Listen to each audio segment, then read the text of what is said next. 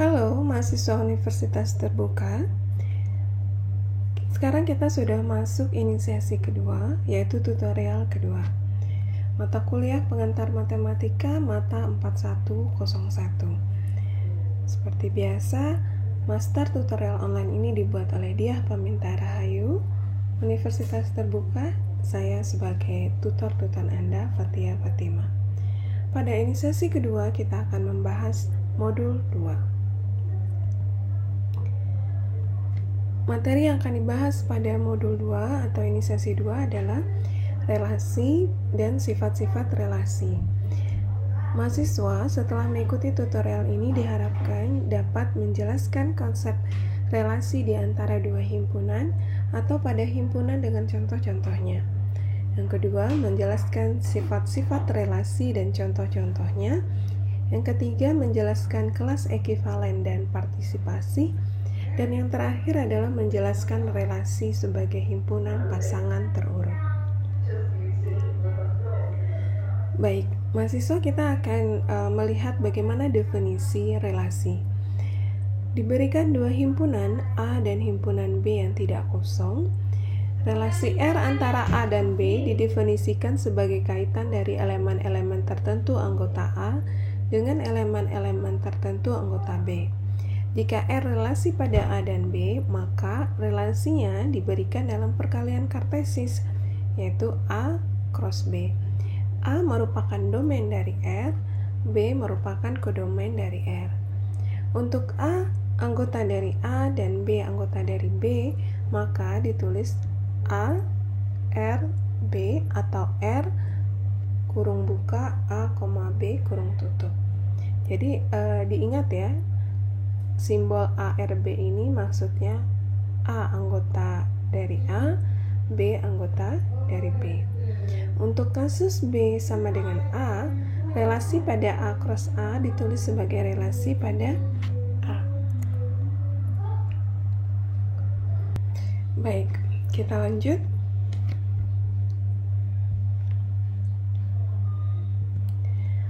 Contoh ya, jika diberikan dua himpunan A, anggotanya 1, 2, 3, 4, dan 5, dan B merupakan huruf A, B, C, D, E, F yang tidak kosong, kita tulis seperti ini. Lalu didefinisikan jika R suatu relasi pada A cross B, dengan R merupakan pasangan terurut 1A, R pasangan terurut 3B, R 3D, dan R 5D. Maka diagram dari relasi R ditunjukkan oleh gambar di atas. Perhatikan gambar ini. Oke. Maka 1 ke A, 3 ke B, 3 ke D, 5 ke D. Bolehkah seperti ini? Ada dari domain 3 langsung keluar 2 ke kodomain.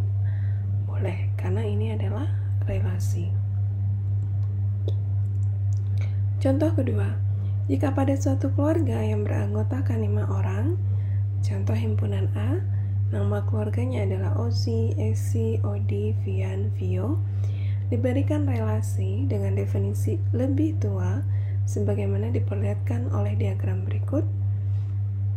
Ya, ini A dan ini A juga ya, karena kan dari himpunan 5 orang anggota keluarga dan 5 orang anggota keluarga, kita hanya ingin melihat mana relasi lebih tua.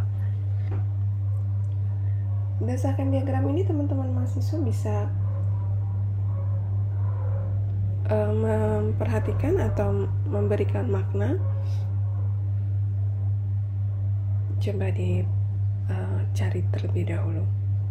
Apa arti dari diagram ini dengan definisi lebih tua dalam bahasa sederhana ya? Ya, berarti Ozi lebih tua dari Esi. Ozi juga lebih tua dari Odi. Kemudian Ozi juga lebih tua dari Vian, serta Ozi juga lebih tua dari Vio. Sementara Esi lebih tua dari Odi, Esi lebih tua dari Vian, Esi lebih tua dari Vio. Lalu bagaimana dengan Vio? Vio itu sendiri anak paling kecil. maka Vio paling muda tidak lebih tua dari siapapun. Sekarang kita masuk sifat-sifat relasi. Sifat-sifat relasi yang dibahas pada tutorial ini adalah refleksif, simetri, transitif, dan ekivalensi. Sifat refleksif, misalkan R relasi pada himpunan A. R dikatakan refleksif jika untuk setiap A anggota dari A relasi A. Ingat ya definisi yang dengan notasi seperti ini, menandakan relasi. Jadi saya ulangi, misalkan R relasi pada himpunan A, R dikatakan refleksif jika untuk setiap A elemen A relasi A. Contoh, bagaimana dengan tanda kecil atau sama dengan? Relasi kecil atau sama dengan pada himpunan bilangan bulat Z itu bersifat refleksif. Kenapa? Karena untuk setiap A anggota bilangan bulat, ini bilangan ya, udah pasti karena dia anggota dari Z bilangan bulat, berlaku A kecil atau sama dengan A. Karena ini boleh salah satunya ya, kecil atau sama dengan A. Nah, bagaimana dengan relasi tanda kecil pada himpunan bilangan bulat Z? Apakah bersifat refleksif juga? Tidak. Kenapa? Karena kita tahu sendiri bahwa A tidak mungkin lebih kecil dari A. Karena ini adalah bilangan yang sama. Oke ya, paham ya konsep dari sifat refleksif yang pertama, sifat relasi yang pertama yaitu refleksif. Sifat relasi yang kedua adalah sifat simetri. Misalkan R relasi pada himpunan A. R dikatakan simetri jika untuk setiap A, B anggota dari A relasi B, maka B relasi A. Contoh, relasi R pada himpunan bilangan bulat Z yang didefinisikan untuk setiap A, B anggota bilangan Z, A, B bilangan ya, dan dia anggota bilangan Z, A relasi dari B jika dan hanya jika A ditambah B genap. A ditambah B genap, maka B ditambah A genap. Sudah pasti kan? Misal contoh sederhana, 2 ditambah 4 hasilnya genap. Kemudian 4 ditambah 2 jika kita balik posisinya, jika hasilnya genap. Maka A relasi B jika dan hanya jika A tambah B genap, sifatnya apa? Simetri. Saya karena ini tadi A relasi B didefinisikan A tambah B genap. Kemudian B relasi A artinya berarti B tambah A genap. Dan itu berlaku. Faktanya begitu. Kalau memenuhi berarti dia simetri. Coba perhatikan contoh kedua. Relasi R pada himpunan bilangan bulat Z yang didefinisikan A relasi B jika dan hanya jika A dikurang B positif ya. Ini sudah didefinisikan dari contoh, berarti A dikurang B positif. Kita lihat contohnya. Misalkan A sama dengan 4, B sama dengan 2. A dan B anggota bilangan bulat kan? Maka bagaimana hasil dari A kurang B? A kurang B hasilnya adalah 2 positif, memenuhi dari definisi yang dibuat. Definisi contoh ya, berarti A relasi B. Lalu perhatikan, jika kita buat B dikurang A, karena B-nya tadi 2, A-nya 4, B dikurang 2, hasilnya min 2. Nah, min 2 ini negatif, maka B bukan relasi A. Kenapa? Karena kalau didefinisikan A relasi B itu haruslah si A dikurang B positif. Nah, kalau dia supaya simetri, maka B dikurang A positif. Dapatlah B relasi A. Tapi itu tidak mungkin, ya kan? Karena 4 dikurang 2 sama dengan 2 positif. Tetapi ketika 2 dikurang 4 hasilnya min 2 negatif. Maka B bukan relasi A. Karena A relasi B tetapi B bukan relasi A, maka contoh 2 kita katakan tidak simetri. Bagaimana teman-teman? Bisa paham ya? Nanti silakan di-pause, kemudian diulang kembali video ini. Bertahap, belajar dengan panduan BMP, perhatikan materinya, lalu diulang kembali tayangannya. Kita masuk sifat ketiga, yaitu sifat transitif. Misalkan R relasi pada himpunan A. R dikatakan transitif jika untuk setiap A, B, C anggota dari A relasi B, dan B relasi C, maka A relasi C. Oke, kita lihat contoh. Relasi tanda kecil pada himpunan bilangan bulat Z itu dikatakan transitif. Apakah benar? Kita perhatikan. Untuk setiap A, B, C anggota bilangan bulat, A kecil dari B dan B kecil dari C. Ini bilangan ya. Jika ada sebuah bilangan A kecil dari B, kemudian ada lagi bilangan yang ketiga yaitu C, dan ternyata B kecil dari C, otomatis kan kalau A kecil dari C. Nah, bagaimana relasi tanda sudut ya, sudut 90 pada sudut himpunan semua garis yang terletak pada satu bidang. A, B, C anggota dari L. A tegak lurus B, ya. Jadi A tegak lurus dengan B, dan B tegak lurus dengan C. Oke. Maka A sejajar C. Maka ini dikatakan tidak transitif. Ya kan? Kalau ragu kita ulang. Kenapa tidak transitif? Karena ini tadi. Ketika A tegak lurus dari B dan B tegak lurus C, kalau dia transitif, maka A tegak lurus dari C. Tapi kan tidak seperti itu. Coba ambil pensil, pena, alat tulis, dan kertas. Anda gambarkan di mana posisi A tegak lurus dari B, kemudian B itu tegak lurus dari C. Apa yang akan Anda peroleh garisnya? Apakah A dengan C tegak lurus? Atau A sudah pasti sejajar posisinya? A sejajar dengan C, betul. Artinya, maka untuk tanda ini atau contoh yang kedua itu tidak transitif. Paham ya? Definisi ini. Jadi definisinya harus sama. Oke, nah sekarang kita simpulkan. Ada sifat ekivalen. Apa itu sifat ekivalen? Misalkan R relasi pada himpunan A, R dikatakan relasi ekivalen jika R memenuhi sifat refleksif, simetri, dan transitif. Kalau kedua hal saja tidak ekivalen, satu saja tidak ekivalen. Lalu jika memenuhi ketiga-tiganya, yaitu refleksif, simetri, dan transitif, maka baru dikatakan himpunan tersebut memenuhi sifat ekivalen. Ya, relasinya.